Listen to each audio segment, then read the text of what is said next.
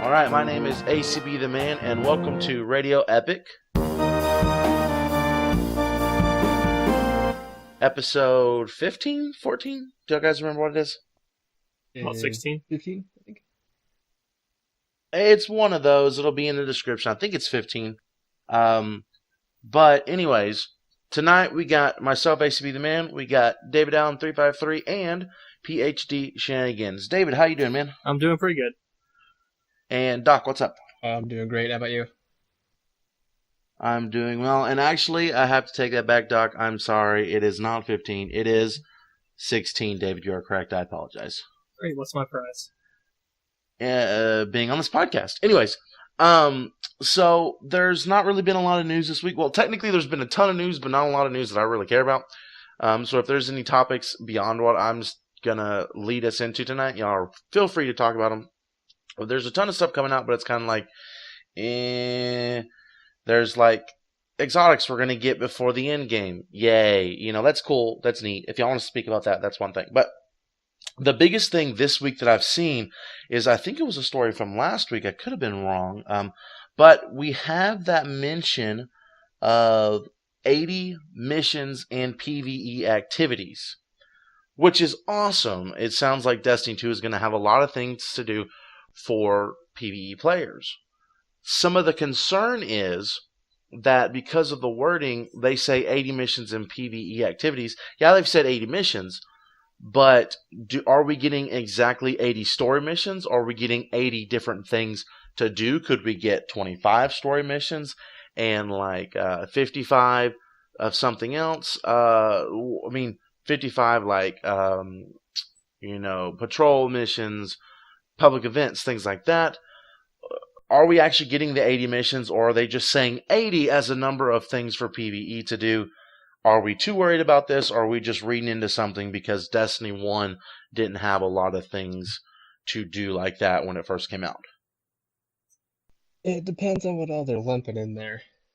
I think they could potentially just do like 80 different sort of steps in quests and all that too. I don't know if that seems a little bit not enough things to do, because you have 8 quests with 10 steps each and you're done. So, I mean, I don't think they're going to go that crazy, but... Right. I think it's definitely, they're lumping in like strikes and some of the new like adventures or lost sectors things into that 80. But I think the more important number that they're talking about is it's 55 to 60 hours of content. And what I saw one Bungie developer commented on is they were running at, like, playtesters were running out of progression before they've reached the end of the story. And so you're hitting your maximum level before the end of the story.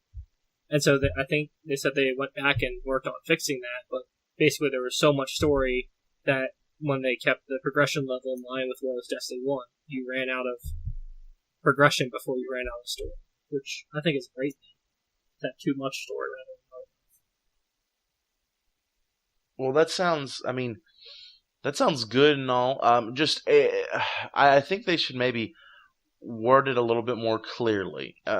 If there's 80 story missions or 80 missions, that's great.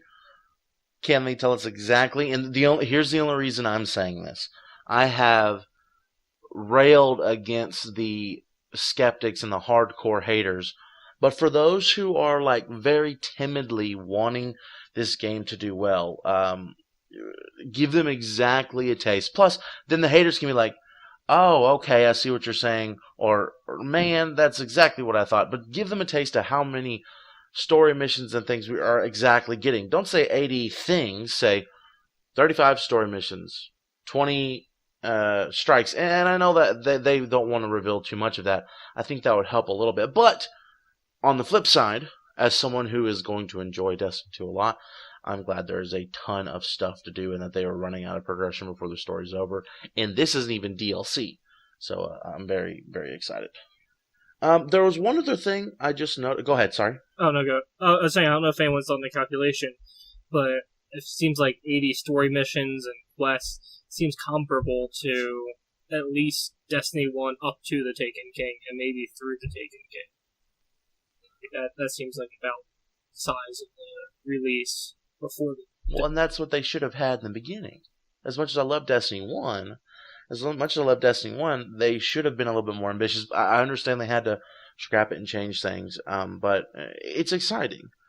But there was one thing in this article that we've been looking at. We've been looking at a Game Rant article, but I just lost it. Oh, something about timed nightfalls, where we won't have that 30-minute time limit. We potentially will have a shorter time limit for a nightfall. I guess that's another added difficulty level. Is that something we think is a good thing, or should we have the same nightfall system where we have 30 minutes essentially to get the good rewards? I mean, I'm all for them for trying new things to increase the challenge. I mean, right now the 30-minute nightfall limit isn't really a challenge once you're at max light level. I've never had the situation where I've run out of time, and that includes one of the times that I just sat waiting for 5 minutes for someone to load in.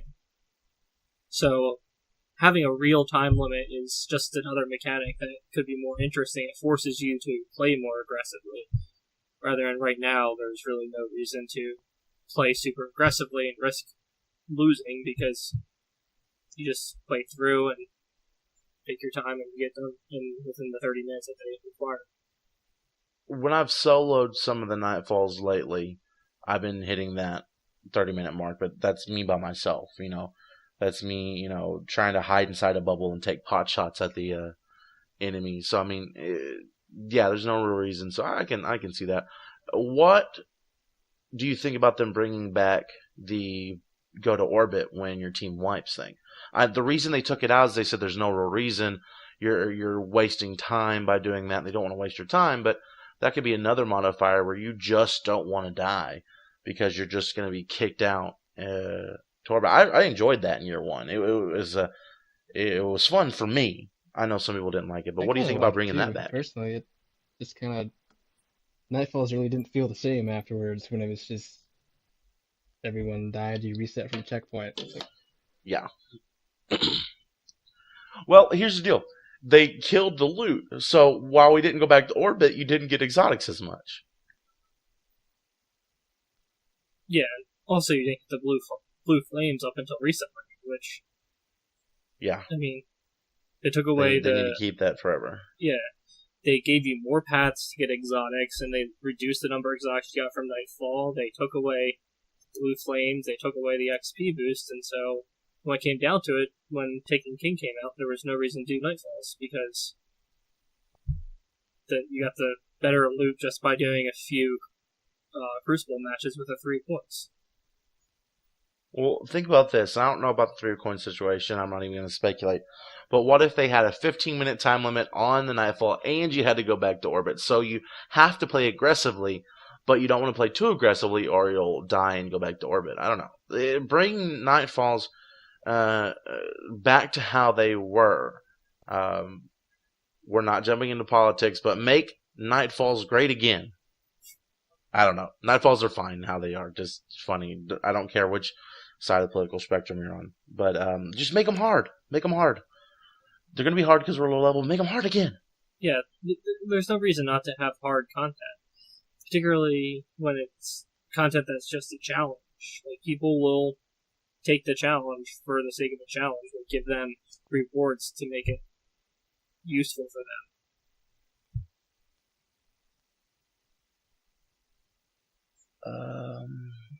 All right, well, that was just something cool. Okay, so we didn't have a new pre-order bonus this week, guys, and I'm kind of sad. I was liking the new pre-order bonus every week, There's always next week. Something new. There is. I'm wondering if they're done or if they're going to have more. Or, I don't know.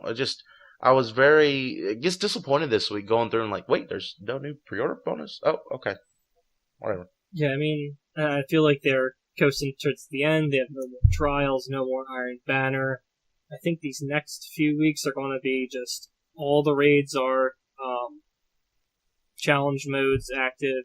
So I feel like they're just turning everything on, saying, have fun, we're not touching Destiny 1 anymore. So, guess they're done and just want to coast into Destiny 2.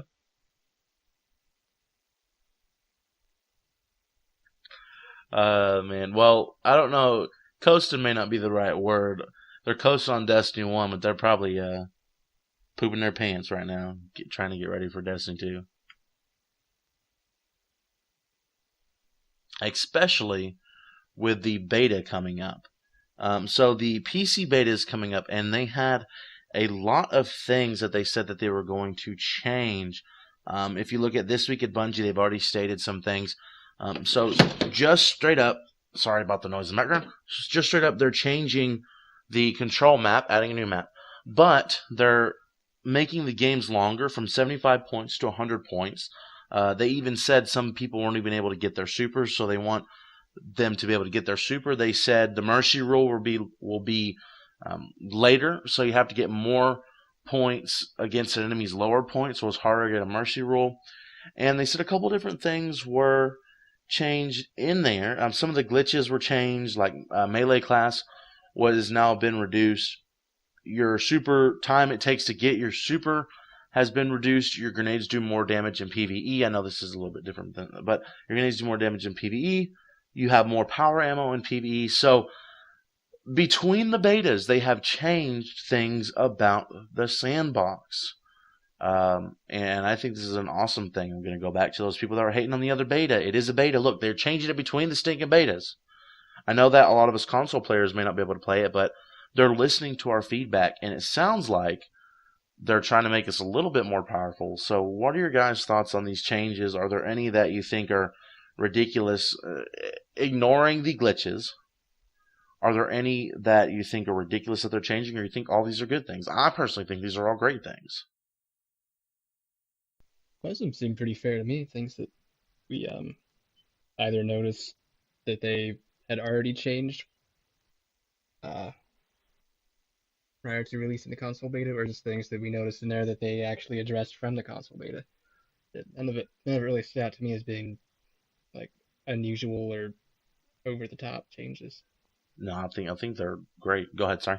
Yeah, I think it's great that they're fixing things, and there's a few things that they explicitly said were found, bugs and glitches that were found in the console beta that they're fixing for the PC beta.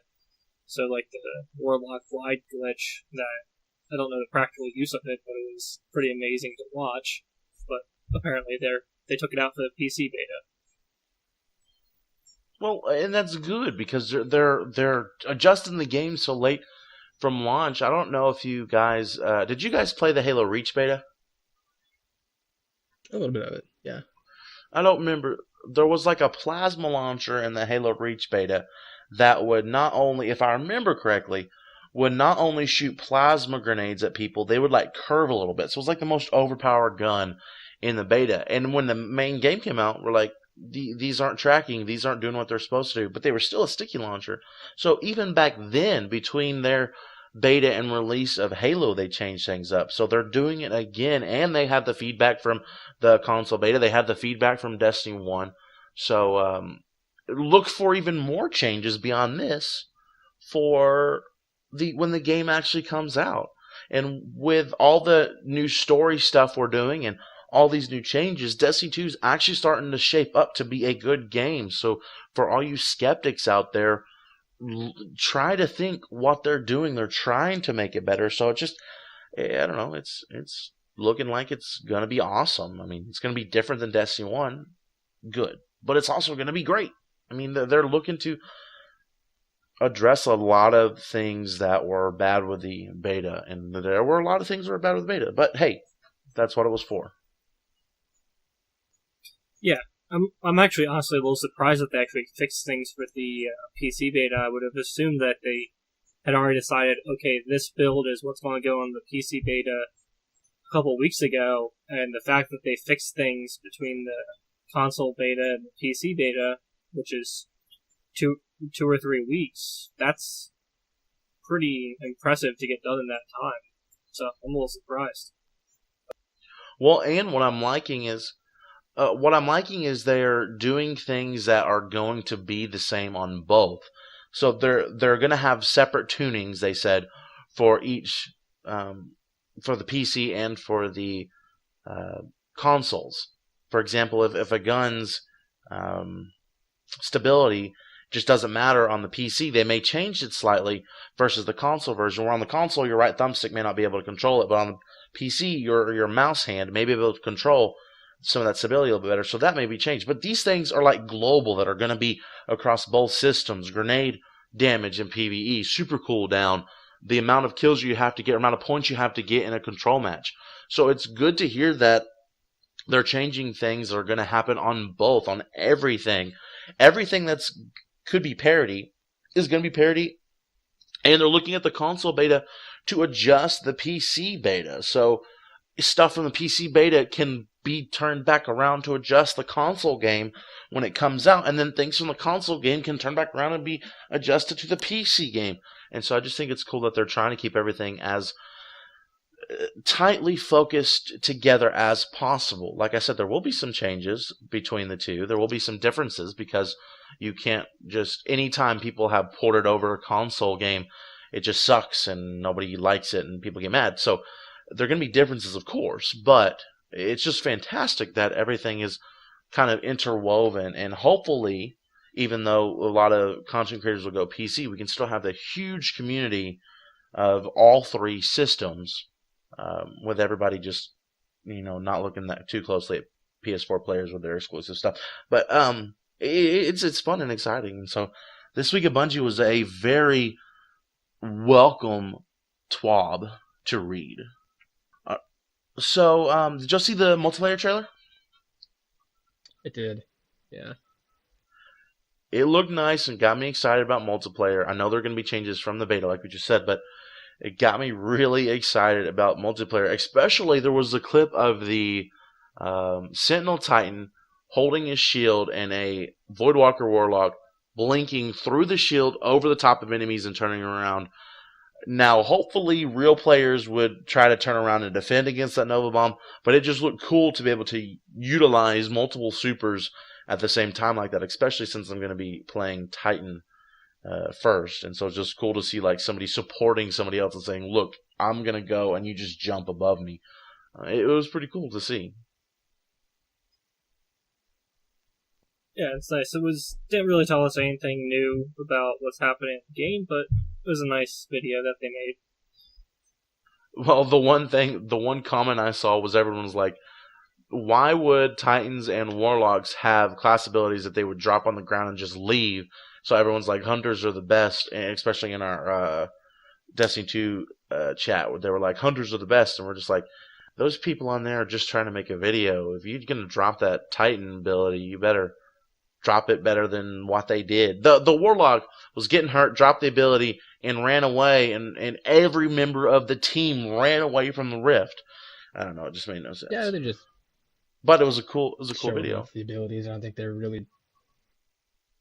It's not like they were really recording, people competitively playing it. It was just staged to show some stuff off. They probably weren't even keeping score when they made the animations. There's a good chance too. There's a very good chance that this is not actually Bungie doing this. They probably farmed it out to a third party and said, hey, here's a build of the game you can use to record this. Please record it. I mean, GameStop does that a lot with some of their commercials. So who knows? I could be wrong. Maybe Bungie did it in-house. Maybe they did it with an Activision third party or whatever. But I bet they handed it off to somebody else and said, hey, make a cool trailer. These are the beats you have to have in it. And somebody else was like, yeah, I can do that. So that's my guess. So the other thing in the TWAB was they clarified the no third-party app overlays, and I was wrong in you cannot have overlays for both the beta and the full PC release. which somewhat surprises me because I can't think of any other games that outright ban such overlays. Well, I know that Blizzard has some different ways that they do it, but Bungie just doesn't want anyone to be able to get into their code at all. And so, I mean, that's just what they're saying. Nothing's going to be able to insert any code into the game, not even outside code like that. They don't even want the smallest crack in there. People are going to find the code. People are going to be able to manipulate the code like in an offline setting, but they don't want any online manipulation of the code so people aren't quote unquote cheating or hacking or doing anything else malicious. I get it, and I'm not really a big PC guy, so it doesn't really affect me that much. But the people that are used to doing it a certain way are going to have to definitely find a different way to stream and capture video and stuff. So I don't know. It's an interesting move, I guess. Yeah, I mean, it's good that they're taking security very seriously because cheaters make the game terrible for everyone. But I just hope that they're taking more steps for security rather than just banning overlays and third-party codes, because there's more ways to cheat than just using overlays. They probably are, but I wonder if there was a glaring security issue. Like they made the game, they looked at it, and someone tried to do that and said, "Oh, I can do this very easily," and like had every exotic and was like level 1,000 or something. I wonder if there was some sort of glaring security issue that popped up that they were just like, nope, can't have any third-party app integration at all until we fix it. And maybe later down the line they'll bring it. I don't know. That's my theory. It's nowhere near sound or plausible. But hey, maybe or it could just be them saying, hey, nope, we don't even want to think about it. I don't know. Maybe they saw the GTA stuff where people were going into console multiplayer and just like taking your money, freezing you, all that stuff on a console version. So I don't know.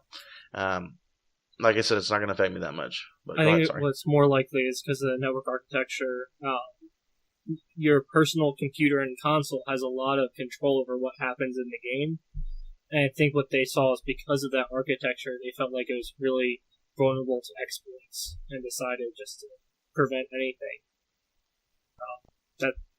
Because we don't have dedicated servers. I mean, Destiny 2, they've moved more stuff over to Bungie's side, but we still don't have truly dedicated servers, and so your individual computers on the network control how the game flows.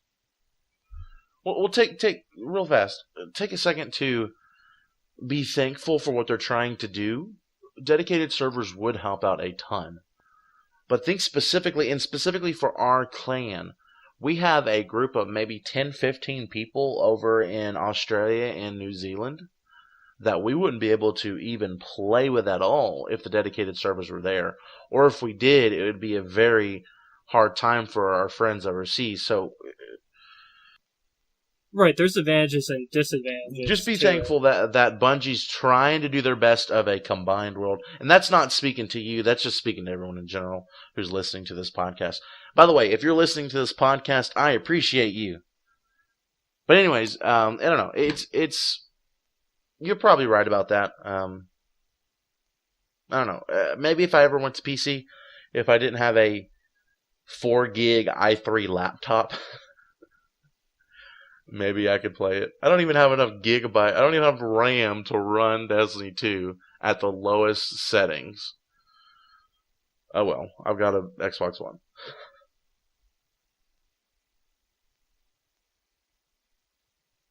I can play other Blizzard properties. I just downloaded Hearthstone, so maybe play some of that. But StarCraft is free. Is it really? I need to go check it out. StarCraft. So nice. Your PC probably could run it, considering it's maybe like 97 or something. Probably could, but well, guys, was there any other major news or any other major topics from this week that I'm missing? I had to work a lot of late nights this week, so I'm not really up to date. I just saw a lot of little story information, or a lot, maybe not story information, a lot of little information that's kind of like, so what? I don't really care about that. Anything really major we need to speak about, or I didn't really see anything that stood that I'm out to forgetting? me. Just kind of like you said, a lot of little things.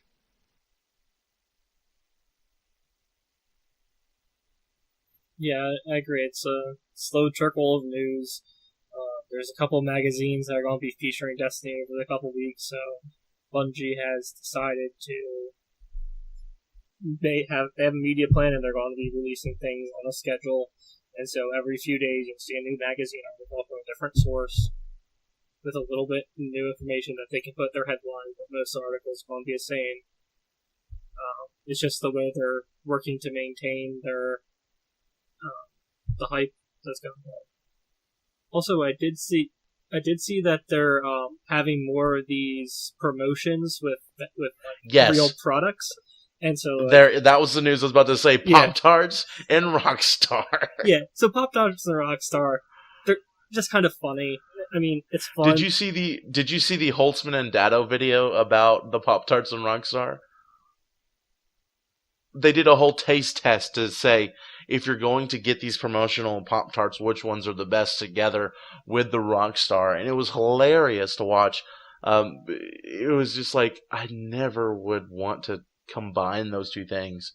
I don't know. It's fun. It's nice, but Yeah. well, but is it too much? We got XP boosts from drinking Red Bull in year one. We also had a quest associated with the Red Bull that was a timed exclusive quest. If you didn't use the code, you had to wait till later to do it. From what I understand, the Rockstar will give you chances at engrams, or give you an engram. It doesn't say the rarity of that engram, but the Rockstar will give you an engram so you can get more gear. The Pop-Tarts will give you an XP boost for 4 hours per code you use. Is this too much, or is it okay? It's not. I mean, we're not spending credits in game, or not spending money in game for things, but is this okay? Was the Red Bull XP boost in Destiny 1 okay? Is this too close to the line to pay to win, even though we're not paying Bungie? I'm sure somebody's making extra money. Pop-Tart and Rockstar definitely making extra money. Bungie's somehow got to be making extra money in this somehow. Maybe Bungie's paying, maybe Bungie's losing. I don't know. But is this too close to pay to win? I mean, no, I don't think this stuff is. The only ridiculous one I saw was apparently in Europe, Virgin Fiber is having a promotion. Okay, yes. If you subscribe to their internet service, in the UK only. In the UK only, you get a Sparrow. Which, one, that everyone outside the UK can't do it. And two, it's not like buying a box of Pop-Tarts or buying a can of Red Bull or Rockstar. It's switching your internet service provider is a big deal, and it costs a lot of money. So how much did this internet service provider pay to Bungie, and how much did this internet service provider think this is going to boost them up? Also, that is one sweet-looking Sparrow. It is, and I kind of want it, but not enough to switch my internet service provider if I could. And switch your fiber and move to the UK. But that's tens of thousands of dollars is not worth one Sparrow to you? Or one Sparrow's not worth that to you? Come on, man. But it does bring something up, though. The Sparrows are going to look awesome. We got different versions of Sparrows, but this looks like a big, beefy Sparrow. Yeah, sorry, you went all robot for a second. All I heard was actually switch. Yeah, the only thing that I don't think anyone who's not about ready to actually switch to Virgin Fiber is going to actually switch to Virgin Fiber for a Sparrow. You're going to have the people that are there saying, oh, cool. You're going to have the people that are like, oh, I'm moving and I can switch to that for not a lot of cost. You're going to have the people that are like, yeah, I'm not going to do that. So, I mean, that one's a little bit ridiculous. The Engram one from Rockstar is a little on the fence for me personally. And yes, you're spending $2.50 for an engram every single time, but I mean, you tell your brother who doesn't play Destiny, you tell your grandpa who for some reason at 70 years old drinks Rockstar energy drinks, You tell your neighbor who, comes over and wants you to play Destiny, and they just give you all these engrams. I don't know. That one's a little bit, that one's close. It's not technically buying a weapon. It's not guaranteeing you a weapon or a piece of armor. It's giving you an engram, but it's really, really close. I guess what would hurt it is if it was in-game and we were spending money in-game. But, they've got to have promotions, I guess. Mountain Dew and Doritos have been doing it for years. Yeah, the XP boosts really aren't anything too new. Been plenty of other games doing that with products you can buy at gas stations or whatever.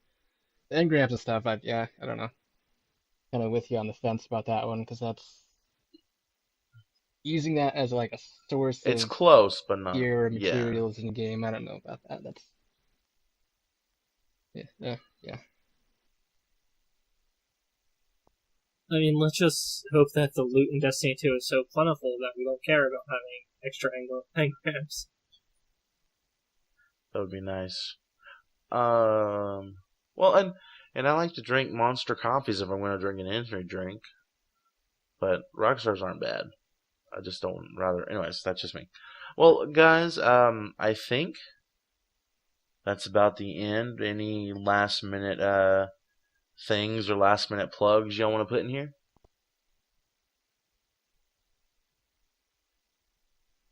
I finally finished my Age of Triumph book.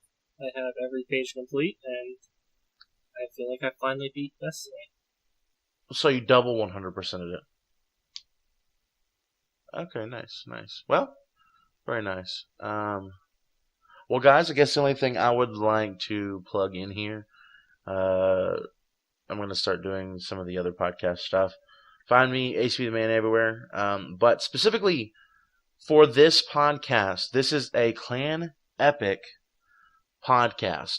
Clan Epic is a huge, over 500, almost 600 member group on a site called the100.io. Normally on the 100.io, you're grouped with up to 100 other players, and so that way you can have people to play with in Destiny. Our group got so big that the founders asked the site if we could go more than 100, and we have almost 600 members there. We have almost 200 of those members that use Slack chat to talk to each other, and then we have another maybe 240 that are in clans that are managed by our over-encompassing clans. So the in-game clans, up to 100 people, we have 4 of those. They're not full, but we have 4 of those with maybe 240 people in them.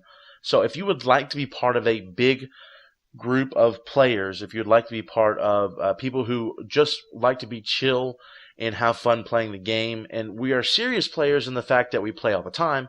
We're not serious players in the fact that you have to be the best. We do have the best in there, but we also do have the worst players, and we all just like to have a lot of fun. So if you would like to be part of that, check us out at the100.io, THE100.io/groups/1412. So it's just Clan Epic.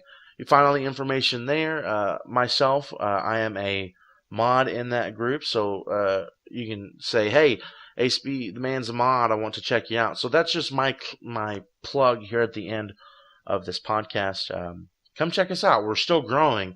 We want to grow even bigger with Destiny 2. If you have a clan that's small and want to join a bigger clan, come talk to us. We'll be happy to integrate you into our clan. Since this is a Clan Epic podcast, come join us. Oh, one last thing, very quickly. I have been getting a lot of questions from some of the younger fans over on my personal YouTube channel. We do prefer everyone to be over 18. That is not because you are any less mature than us. That is just because of the fact that if we accidentally say something slightly inappropriate or we accidentally make an off-color joke or something, everyone's over 18. Everyone already is accepting the fact that people are going to be stupid and say stupid things, so that way we're all just cool, fun adults. Not that people under 18 are bad. That's just something I've been getting a couple of questions lately. So anyways, if you can, come join Clan Epic.